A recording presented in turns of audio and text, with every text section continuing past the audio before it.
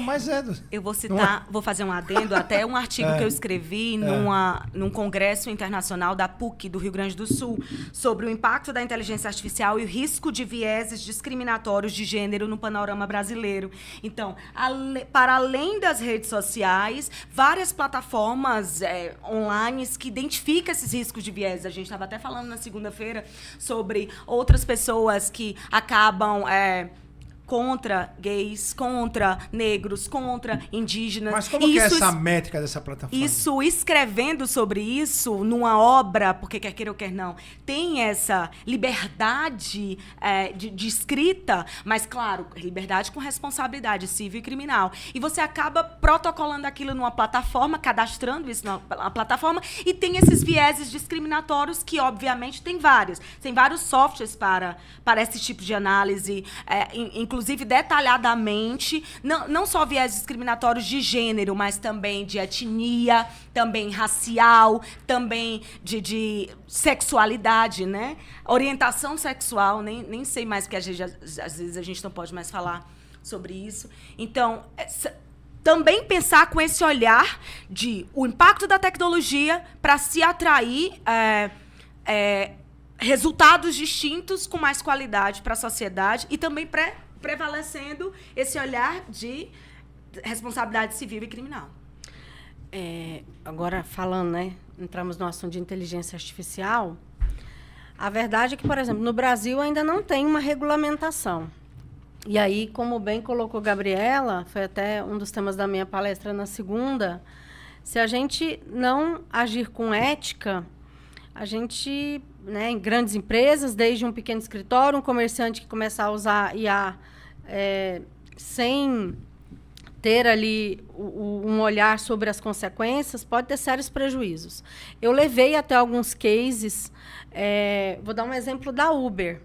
A Uber, quando começou a testar uma inteligência artificial, e aí quem descobriu isso foi a Universidade de Harvard, foi fazer um estudo, a inteligência artificial utilizada para o Uber começou a entender que recusava-se mais passageiros mulheres do que homens.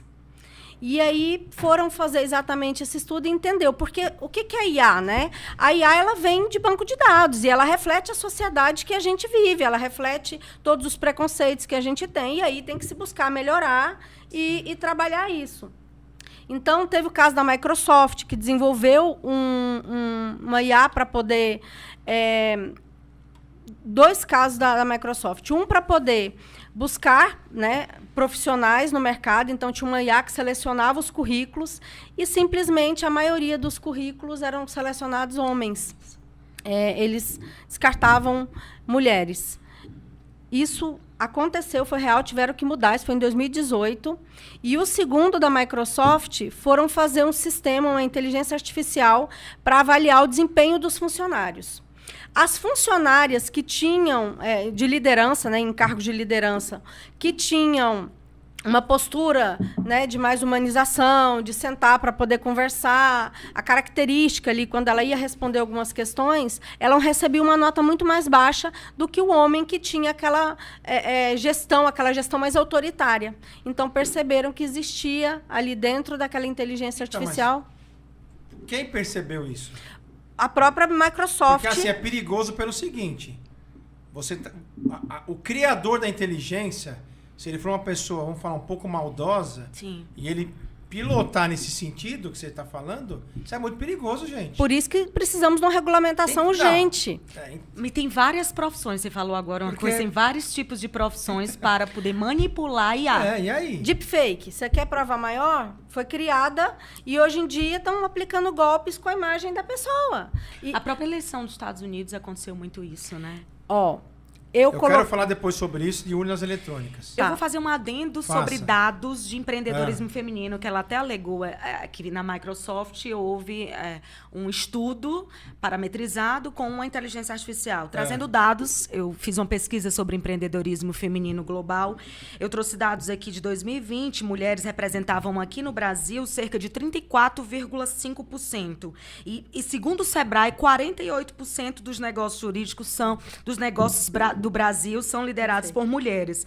Já na Europa, cerca de 30% apenas são liderados por mulheres. E já de acordo com o relatório global, que é o GME, o GEM de 2020, 2021, Portugal e Espanha têm as taxas de empreendedorismo feminino um pouco mais acrescida, com 10%, e já os países nórdicos, como Noruega, somente 7%. Já trazendo esses dados para os Estados Unidos, as mulheres representam 42% dos empreendedores. E também, buscando essa taxa, através do GEM, indica que a atividade empreendedora inicial das mulheres nos Estados Unidos é de aproximadamente 14%. E muitas delas aqui no Brasil, por exemplo, elas vão buscar os setores de comércio e serviço, 54% de comércio, 30% de serviço. Já na Europa, 60% é voltado mais para serviço, como educação, bem-estar, saúde. E já nos Estados Unidos, a pretensão é uma forte influência sobre ciência, tecnologia, saúde e educação. E trazendo esse paralelo para as novas profissões, eu fiz um estudo bem acrescido das novas profissões voltadas para a mulher e o impacto disso voltado de tecnologia e inovação. Eu trouxe ideias como especialista em inteligência artificial, principalmente com machine learning, que são essas que aí tem o manipulador, a gente vai buscar a ética, vai buscar o compliance relacionado a isso, a engenharia de robótica, a engenheira de robótica, que busca essas construções dos robôs como um todo, além de desenvolver de realidade virtual e aumentada, para além de analista de dados e cientista de dados. Eu estou trazendo as principais profissões relacionadas às mulheres, voltadas para a inovação e tecnologia. Bacana. E dados relacionados ao campo da Europa, Estados Unidos e Brasil, os percentuais de liderança nos cargos femininos. A Amanda fala o seguinte, muito interessante isso, infelizmente vemos que ainda tem muito que mudar nessas questões. Temos que ver quem alimenta essas informações. Concordo. São bancos de dados. É isso aí. Daí depende então, gente, da sociedade. Isso é perigoso. Sabia? Muito. Hoje os maiores debates relacionados à ética. Como que nós vamos confiar no banco de dados criado por uma pessoa que eu não sei quem é, né? Nem você, nem você. E sabe o Mas confiamos numa marca. Vamos lá, Microsoft. Não tem confiança numa marca dessa? Não tem confiança no ChatGPT? Não tem confiança na Meta? Você vai... É aquele velho ditado. Eles vão trocando pneu com a roda funcionando. Mas, doutora, você impacta... Foi, tudo bem? O meu? Eu? O meu celular. Pera pro meu, doutora. Fica... Pronto. Mas, doutores, tem pessoas usando isso aí achando Vou te colocar uma coisa. A roda. Vou te contar uma coisa, Haroldo. Conte o que a senhora quiser. Se você pega essas inteligências artificiais hoje, que qualquer um tá utilizando, ChatGPT, o Copilot, para poder fazer uma imagem, né? Ficou na moda agora você fazer suas fotos aí com IA. Sim. Um dos principais problemas dessas desenvolvedoras é que se você pega... Faz o cadastro. Vai fazer o cadastro lá. Primeiro que já pega seus dados e não te explica o porquê, para que vão ser utilizados. Mas não tem ali explicando o objetivo. Como é que é feito, o que vai ser feito, se tem algum risco, vazado, né? Se tem algum risco, o que vão ser feito com seus dados. O principal, e aí... o alerta para as pessoas. Não fica no modismo e vou lá logo colocar meus dados e vou fazer minha figurinha, as trends, né? As famosas trends aí. Mas, doutor, isso aí não está em todos os lugares? A senhora falou agora, por exemplo, o Instagram tem nossos dados.